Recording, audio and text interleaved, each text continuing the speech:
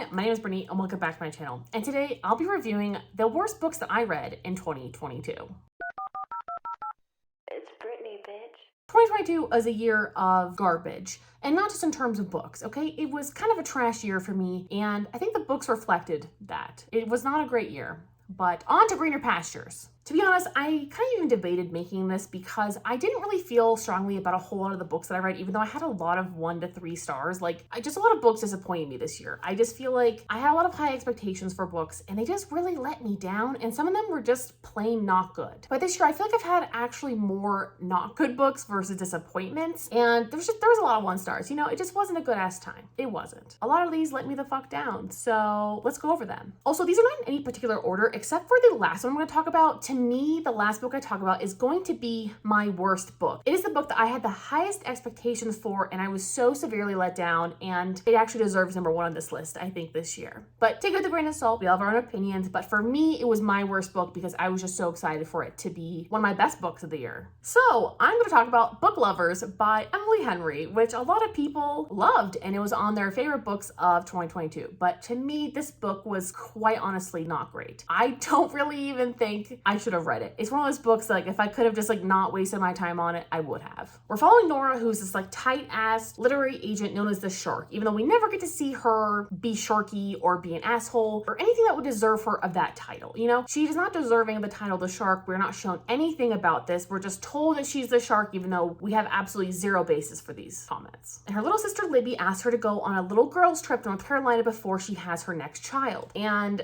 you know, you think this would be a really cute ass small town fucking thing. It's not. It's really about these sisters, and the romance part of this is literally thrown to the wayside. So if you're looking for the small town romance vibes, I would just watch Sweet Home Alabama again, but this does not give off those kind of vibes in a book whatsoever. It is literally all about Libby and Nora and their sisterhood.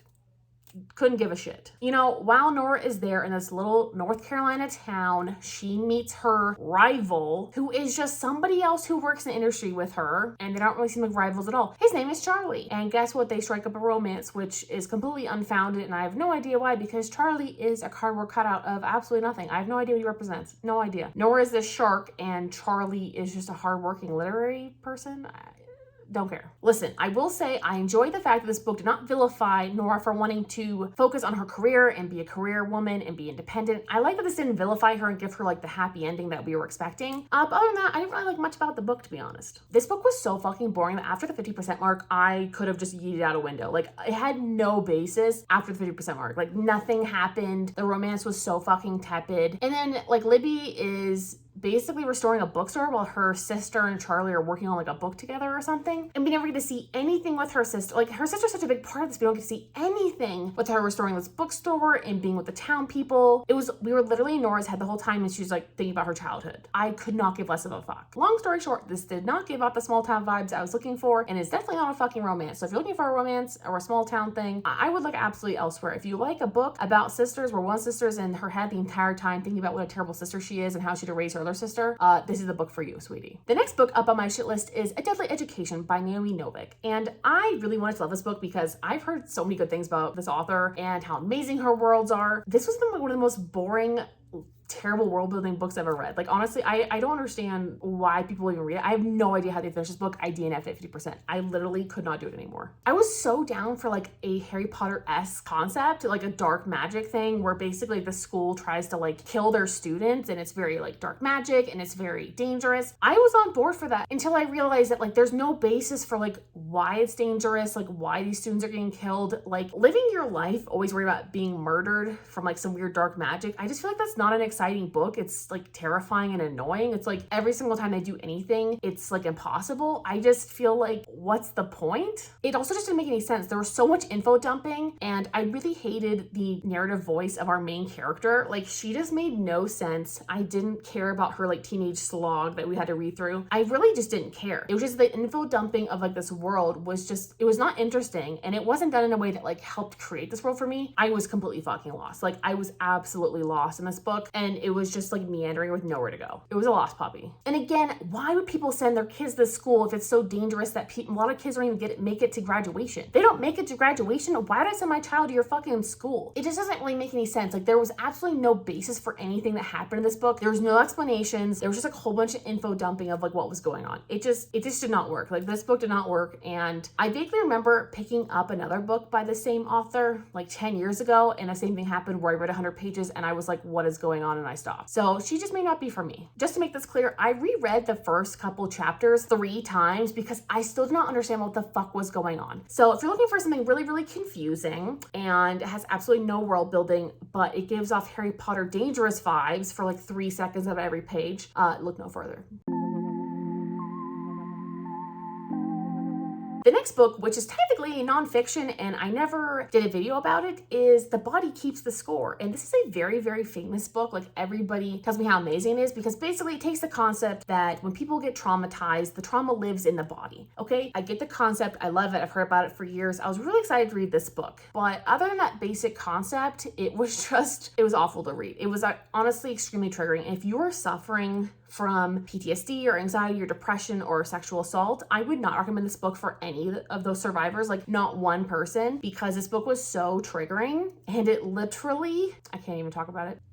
Okay, listen, there was a lot of personal accounts in this, obviously, but they felt so fucking voyeuristic, and the book and the author literally took the side of a soldier who raped and murdered during war because his whole like platoon was killed. Listen, I can understand to a point, you know, stabbing someone after you watch them stab your buddy or something, or I get it. To like a point, I understand revenge, okay? Just because your platoon was murdered does not mean you go out and rape a bunch of women in the village, okay? I just find that unacceptable. I find it disgusting, and this book definitely took the side of the man who was doing this, saying he had PTSD. You can have PTSD, but you were a fucking rapist, okay?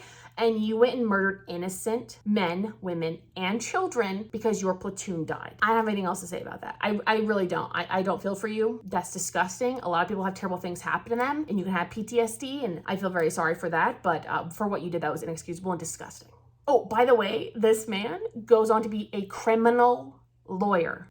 Yeah, no. This was so tone deaf and long-winded, and honestly, I can't recommend it. I'm so sorry. I DNF'd it at 70%. I just couldn't do this anymore. Sorry. He also described a lot of the rape victims as gorgeous and kind of sexualized them. And you know what? I'm just not about that. So you know what? This book is an absolute fucking skip. On to the next one. The next one is Shatter Me. And this book I was actually expecting to really like because so many people talked about what a great YA dystopian this is, but honestly, this is one of the worst books I've ever read. I have to be honest. I have no idea how this was ever published. No idea. Sorry about that. By the way, my ring light died, so I had to recharge it for like just a few minutes. So anyway, let's get to talking about Shatter Me. So listen up. This book has so many fucking metaphors in it. Like the amount of metaphors that are so poorly done, I've honestly never seen before in my life. I really don't know how it even got past publishing. And they actually ended up editing some of the bad quotes in later installments. So if you want to watch my video on that, I definitely would, because it was very interesting finding out that they definitely fixed some of the mistakes that you could hear in the audio that were not in the book, because the audio was obviously older than the book version that I had.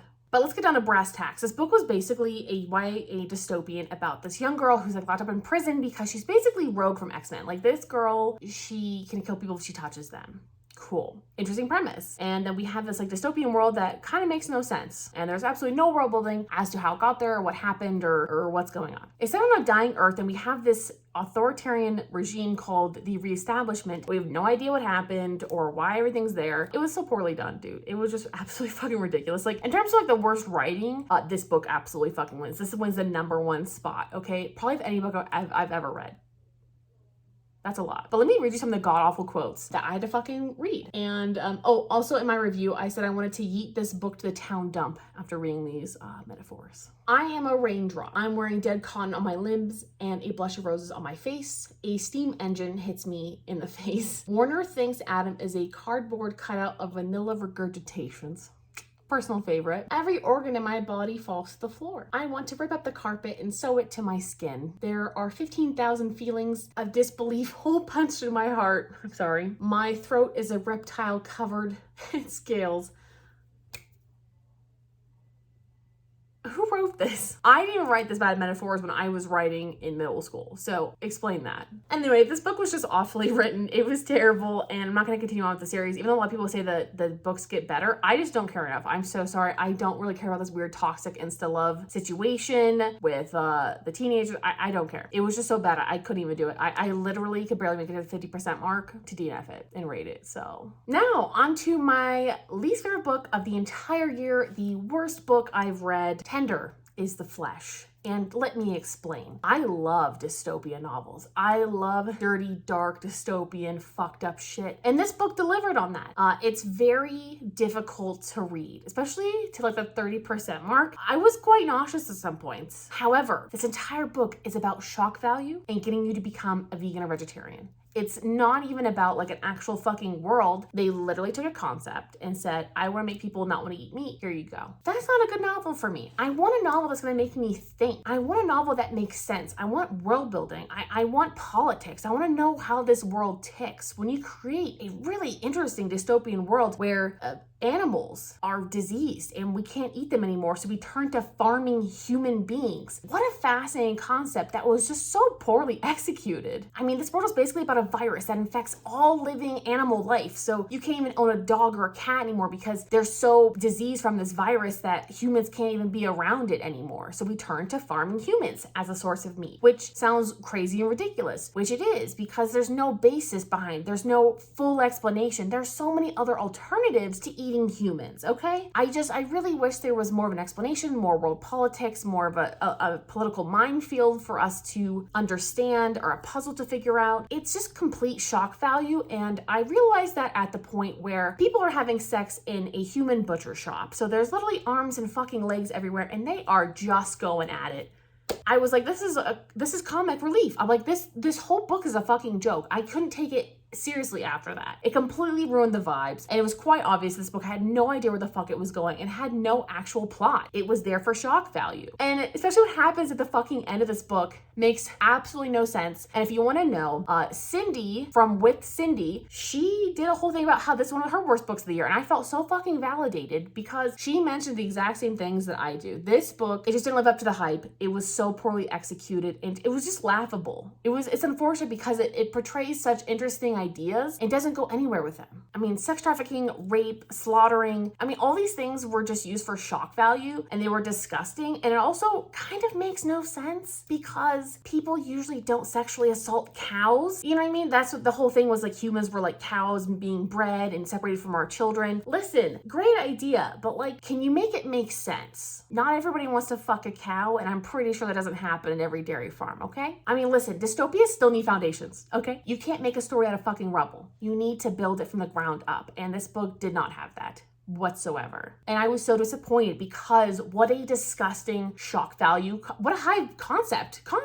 Like, this book has so much potential, and it was just squandered with a complete lack of a plot and just shock value, and it just, the book tanked from there for me. I mean, there also was no nuance to this book. There was no nuance to politics or, you know, food scarcity or food insecurity or financial issues or overpopulation. Like, there really wasn't anything, it wasn't talked about, and like, that is such a pivotal part of this kind of a world. So it was just quite shocking that it did absolutely nothing for that dystopian itch. It was very poorly done. I'm sorry. I hated it. Honestly, I didn't like it. I gave it 2 stars to be polite because I liked the concept so much. This book, pun intended, was not fleshed out at all. So anyway, those are my worst books of 2022, and I hope you agree with me, and I'm very sorry if I talked about any of your favorites because I know some of these on this list might be some of your favorites of this year, and I mean no disrespect. I love you and respect you and your opinion. These are my opinions. These are things that I like that were not done correctly to my standards. So anyway, look forward to my best books coming out very soon. I know it's very late in the process, but I'm in the middle of moving. As you can tell, my room is very empty looking. I'm in the middle of moving, so I'm very, very busy, but I wanted to give you guys some content, and I really want to get this out because it deserves to be out there so you guys know what books to avoid this next upcoming year. Anyway, thank you guys so much for watching. I'll talk to you guys all very, very soon. Have a wonderful day. Bye.